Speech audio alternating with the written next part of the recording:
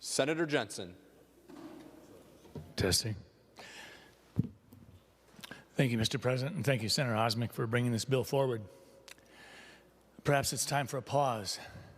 The reason we're having this discussion is because the governor of Minnesota has been able to unilaterally make all the decisions that are necessary in this difficult time. The way the legislation presently sits, the only way to change that is if both the House and the Senate would move to do so. But with divided legislature, that's not going to happen. Senator Osmick has proposed that the legislation be changed so that both the House and the Senate would have to reaffirm the emergency order to allow the governor to continue as he is. Right now we have 201 legislators, and I would say that at least 195 of them believe that they're fairly impotent to impact on where we are and what's going to happen. The leadership does the best job they can to allow, if you will, the rank and file members of the Senate and the House to contribute and to put forth their opinion. But at the end of the day, you're not going to be able to get 201 people into a room, and when you're doing Zoom meetings and everything else, it becomes even more difficult. So we're being told, trust the experts, trust the governor. Well, recently we learned that Marina Kirkheid was a recent graduate in mathematics at the University of Minnesota when she was solicited to participate in a task that sounded pretty nifty. She and another graduate of the University of Minnesota were asked, would you like to do some modeling and help prepare the documents and the metrics that will allow Governor Walz to determine how he's going to weave his way through the next 6, 12, 18, 24 months? She jumped at the chance. In fact, she said this, I don't think a lot of researchers get to work on something over the weekend and have public figures talk about it and make decisions based on it 3 days later. Congratulations, Marina. We have over 650,000 Minnesotans unemployed. We've absolutely imploded our economy. But I'm really glad that you got to participate, especially with your broad breadth of experience in healthcare.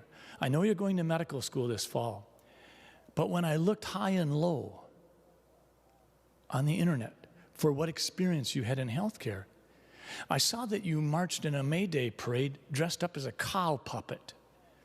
And I saw that you made some denigrating remarks about the University of Minnesota research program in regards to how they treated animals after the University of Minnesota found itself under the spotlight using animals for human research to try to find the answers to diseases so that we can help 5-year-olds grow up to be 10 years old, and so we can help 24-year-olds get to be 44-year-olds someday.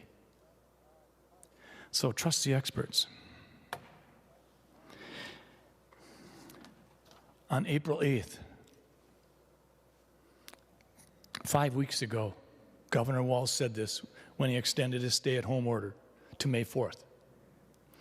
We can say with 95% confidence that we are going to need a minimum of 3,000 beds starting in the middle of May. Okay, it's May 15th. Can we concede the point? We're in the middle of May. 3,000 beds, huh? COVID-19 patients aren't using 500 beds.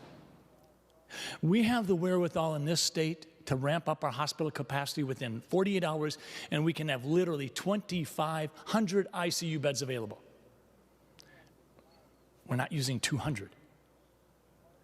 We have ventilators that will never be unpacked. Trust the experts. Trust the mathematics graduate in her early 20s with their breadth of healthcare experience. But fear not, Minnesota. We're number one. We're absolutely leading the country when you look at the share of our COVID-19 deaths that have occurred in the long-term care facilities.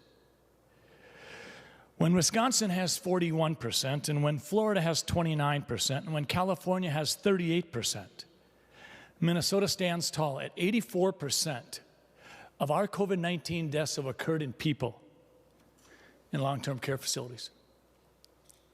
So we have excelled. Trust the experts. What we're trying to do today is we're saying, please, Mr. Governor, can we work alongside of you? Can we help own some of those calculated risks? We don't legislate through polls and approval ratings. Senator Frentz and many other senators in his caucus have tremendous amount to contribute. And there are people in our caucus that have a tremendous amount to contribute, and in the other body. But frankly, we're not being given a chance. I haven't gotten a phone call or a response from the governor's office in 3 or 4 weeks, and I think I heard that theme recur throughout the discussion today. So what this discussion is about at the end of the day, more than anything else, it's about 201 elected legislators saying, we'd like to play a part. Because quite frankly, right now, we are absolutely impotent. And that's not the way Minnesota wants it to be, regardless of any damn approval rating.